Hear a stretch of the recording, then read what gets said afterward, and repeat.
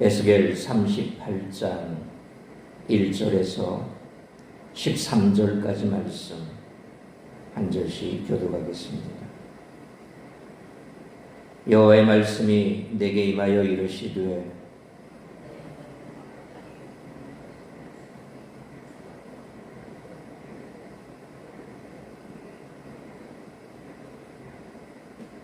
이러기를 주 여호와께서 이같이 말씀하시기를 로스와 메섹과 두발 왕국아 내가 너를 대적하여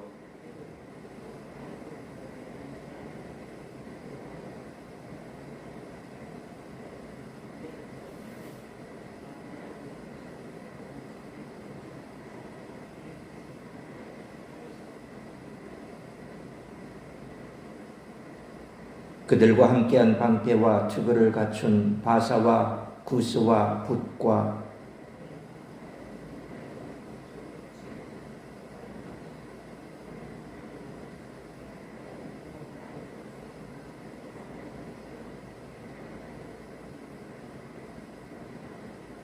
너는 스스로 예비하되 너와 내게 모인 무리를 다 스스로 예비하고 너는 그들의 우두머리가 될지어다.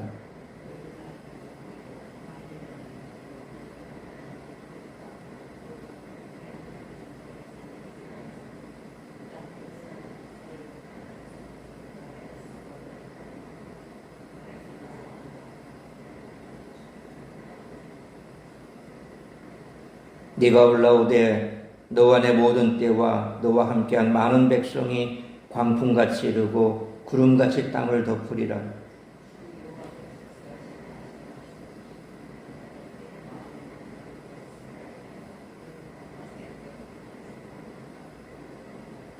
말하기를 내가 평원의 고을들로 올라가리라. 성벽도 없고 문이나 빗장이 없어도 염려 없이 다 평안히 거주하는 백성에게 나아가서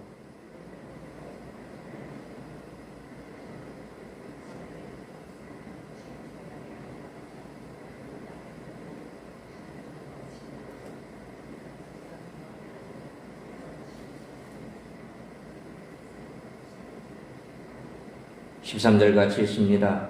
스바와 드단과 다시스의 상행과 그 부자들이 내게 이르기를 내가 탈취하러 왔느냐 내가 내 무리를 모아 노략하고자 하느냐 은과 금을 빼앗으며 짐승과 재물을 빼앗으며 물건을 크게 약탈하여 가고자 하느냐 하리라. 아멘. 오늘 본문 38장과 이어지는 39장은 구약 성경에서 가장 유명한 종말론적 본문 중 하나인 마곡의 곡에 대한 신탁입니다. 문맥상이 발락은 이스라엘이 국가적 영적 회복을 선언한 34장부터 37장과 새로운 성전과 예배의 회복을 묘사하는 40장부터 48장 그 사이에 위치합니다.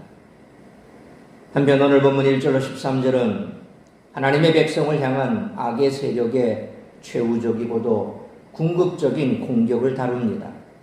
곡의 침공은 이스라엘의 죄에 대한 징벌이 아니라 세상에 남은 모든 악의 세력을 멸망시키시고 만국 가운데서 여호와의 거룩하심과 절대 주권을 최종적으로 증명하시기 위한 하나님의 구속사적 무대장치라는 것입니다. 이 장과 같은 오늘 본문의 핵심 메시지는 첫째로 악의 세력을 통제하시는 여호와의 절대 주권입니다. 곡은 거대한 제국의 지배자이자 무시무시한 정복자로 등장하지만 실상은 여호와의 갈고리에 꿰어 끌려 나오는 무기력한 존재라는 것입니다.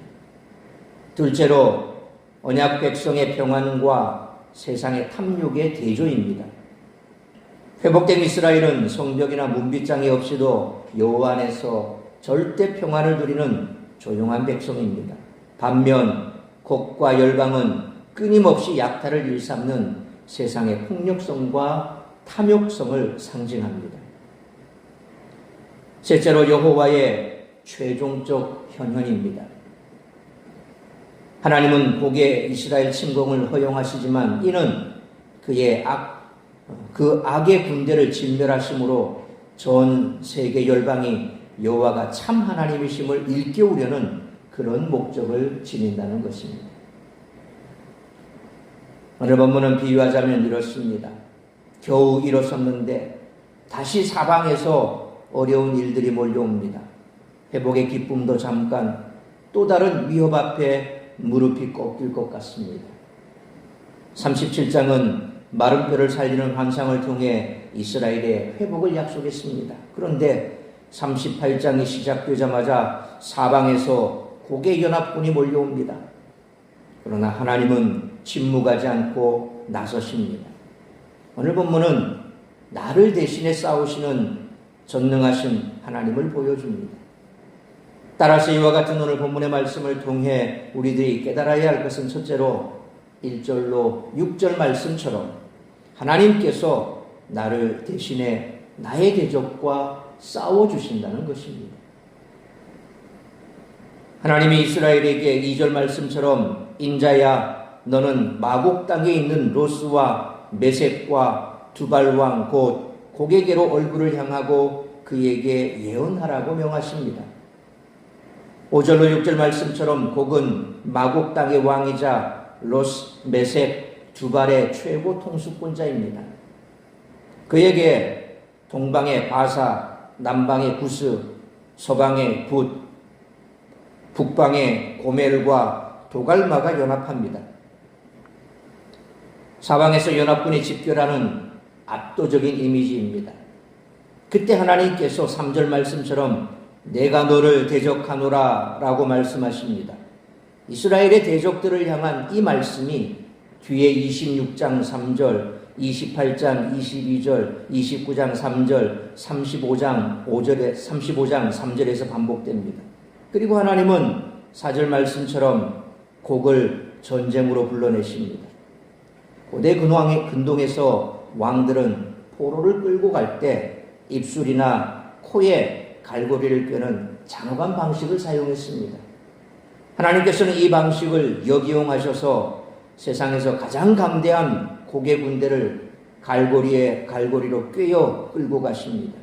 이는 곡이 철저히 여호와의 이끌림 아래 있음을 보여주는 장면입니다. 오늘 우리의 삶에도 곡처럼 몰려오는 위협들이 있습니다. 혼자 감당하기엔 너무 무거운 짐, 사방이 막혀버린 것 같은 현실, 버텨도 나아질 것까지 하는 그런 상황입니다.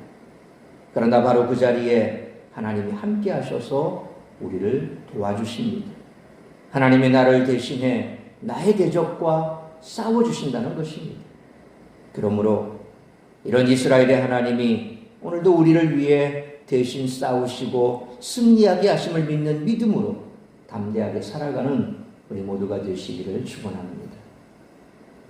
두 번째로 7절로 9절 말씀처럼 하나님은 대적의 발걸음도 주관하신다는 것입니다.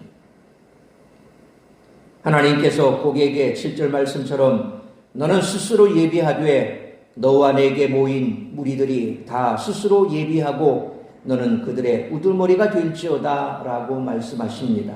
언뜻 보면 곡에게 침략을 준비하라는 명령처럼 들립니다. 그러나 곡이 계획하는 전쟁이 하나님의 뜻 안에서 진행되고 있음을 나타내는 표현입니다.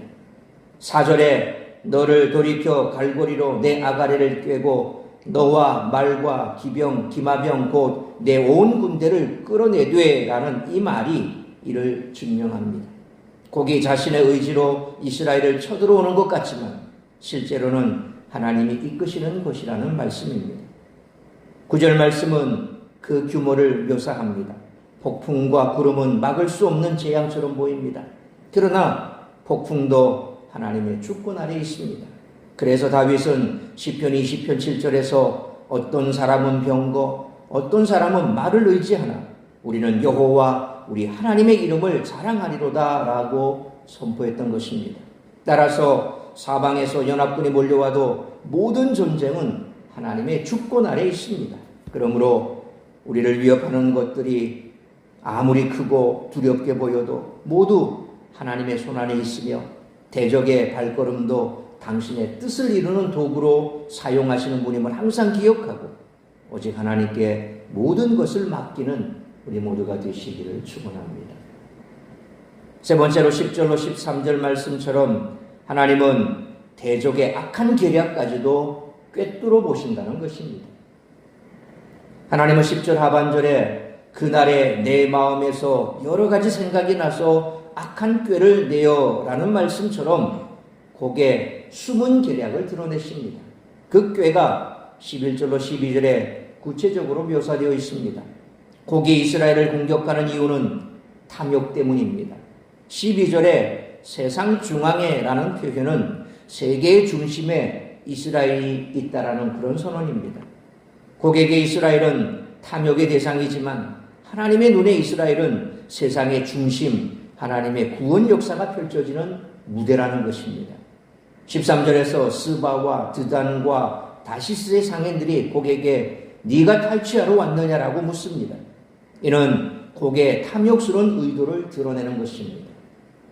그러므로 하나님은 대적의 악한 계략까지도 꿰뚫어 보시는 전지하신 분이시므로 나의 지혜와 지식으로 대적을 상대하기보다 하나님께 맡기고 하나님께서 주시는 지혜로 날마다 승리하는 우리 모두가 되시기를 축원합니다. 사랑하는 성도 여러분, 하나님은 대적의 악한 계략을 다 하시고 우리 대신 싸워주십니다. 따라서 하나님의 자녀는 두려워할 것이 없습니다. 혹시 지금 곡처럼 사방에서 위협이 몰려오고 있습니까? 나를 대신해 싸우시는 하나님만 의뢰하시기 바랍니다. 이 믿음을 잃지 마시고 나의 지혜와 지식으로 대적을 상대하기보다 하나님께 맡기고 하나님께서 주시는 지혜로 날마다 담대히 승리하며 살아가는 우리 모두가 되시기를 주님의 이름으로 축원합니다. 기도하겠습니다. 걸어가신 아버지 하나님, 은혜와 사랑을 감사합니다. 오늘은 거룩하고 복된 주일입니다. 이 주일 새벽을 깨워 말씀으로 예배로 시작하게 하시니 감사합니다. 오늘 주신 말씀처럼 우리가 이 땅 가운데 살아갈 때 우리를 대적하는 수많은 무리들과 마주칠 때가 있습니다.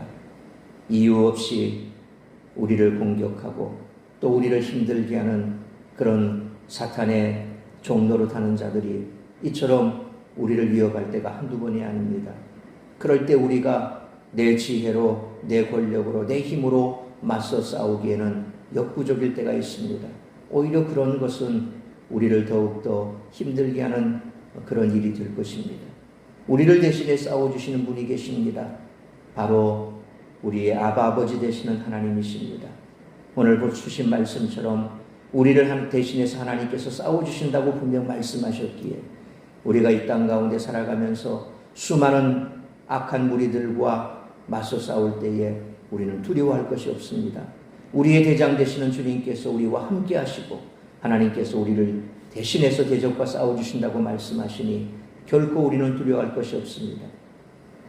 혹여 지금 힘들고 어려운 상황 속에 있다 할지라도 두려움 대신에 더욱더 하나님만을 의지하고 모든 것을 하나님께 맡기며 그저 주 안에서 평안을 누리는 우리 모든 성도들이 될 수 있기를 원합니다. 오늘도 세상 가운데서 혹여 힘들고 어려운 일을 만나 좌절하고 낙심한 영혼들이 있다면 주님 앞에 나와 그 모든 것들 내려놓고 그저 예배하고 하나님 안에서 기뻐하고 평안을 누릴 수 있기를 간절히 빌고 소망합니다. 오늘도 우리 사랑하는 성도들 세상 가운데 머물며 시험 드는 자리, 죄악된 자리 들어가지 말게 하시고 모두가 다 주님 앞에 나와 예배하며 예배자로 서게 하시고 말씀 가운데 새 힘 얻고 오직 우리 하나님만을 의지하며 하나님께 모든 것 맡기며 주님 안에서 평안을 누리고 주님 주시는 축복 가운데 살아가는 우리 성도들이 될 수 있기를 간절히 빌고 소망합니다. 아픈 성도들 다시금 치료하시고 회복시켜 주셔서 온전케 하시며 여러 가지 많은 근심, 걱정, 염려에 짓눌려 있는 성도들 모두가 주님 앞에 나와 주님만을 바라보며 주님께 내어 맡기고 평안과 기쁨을 누리며 성도의 교제 가운데서 다시금 회복되는 복된 날이 될 수 있기를 간절히 빌고 소원하오며 이 모든 말씀 우리 주 예수 그리스도의 이름으로 기도하옵나이다. 아멘.